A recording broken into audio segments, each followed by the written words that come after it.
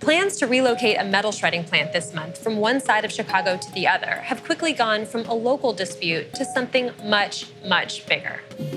It started when activists in the southeast side of the city, where the plant is moving, turned to a last resort protest tool used by suffragettes, Bobby Sands in Northern Ireland, and prisoners at Guantanamo Bay, the hunger strike. The first 3 days, your body's in shock because you go from eating solids to nothing. What did your body go through over the weeks that you were on this strike? I had extreme headaches from the moment I woke up, extreme neck pain, I had muscle fatigue. At one point, I had cramps just in my extremities. The plant spent decades in its previous location, Lincoln Park.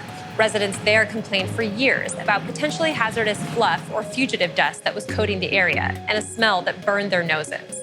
The EPA cited the plant repeatedly for air emissions violations. In 2018, the plant's owners announced they were moving it across town to the southeast side, an area where residents already live alongside a long list of pollution sources. It's among the country's 10% most vulnerable neighborhoods in terms of diesel fumes, cancer risk from toxic airborne substances, and proximity to traffic and a Superfund site.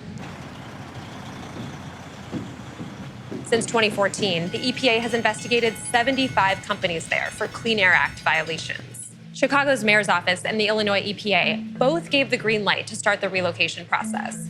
Activists say that was a clear example of environmental racism. Lincoln Park is predominantly white, predominantly wealthy. My neighborhood is not.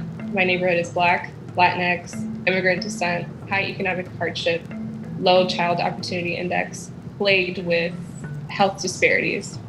It's hard to just even be outside and enjoy the sun because it smells so bad. There's also a landfill that's not far from us, so we have that pollution. 94 is neighboring our ward, so we have that pollution coming in from the opposite side. But you name it, we got it. Reserve Management Group, which owns the plant, said it is not simply a relocation of General Iron's now closed North Side operation. They said that's because the new facility will be more fully enclosed to contain dust and noise, absolutely does not pose a risk to the community, and is, quote, an environmentally conscious metal recycling facility that will set the new gold standard.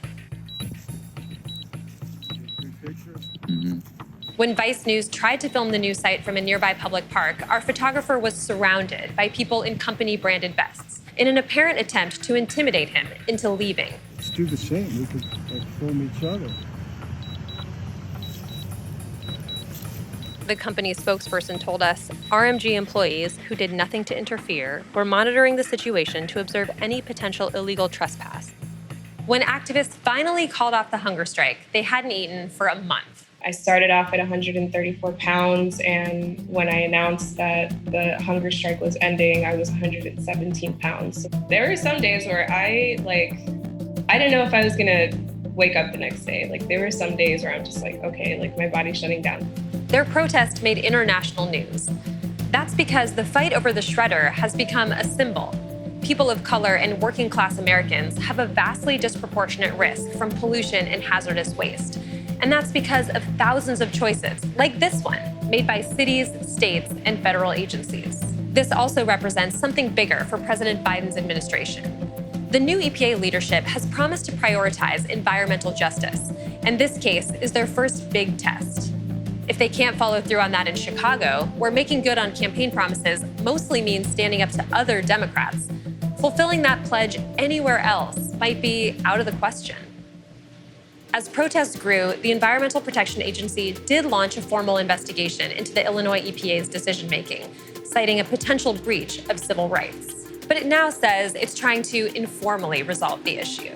I'm very appreciative that government agencies like the US EPA stepped in and launched an investigation, but I'm also infuriated that we have to do this drastic action to get their attention.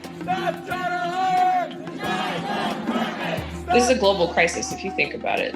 There's a global crisis of air pollution causing 7 million deaths a year. So it's not just something that's happening in Chicago. This is happening all over the world.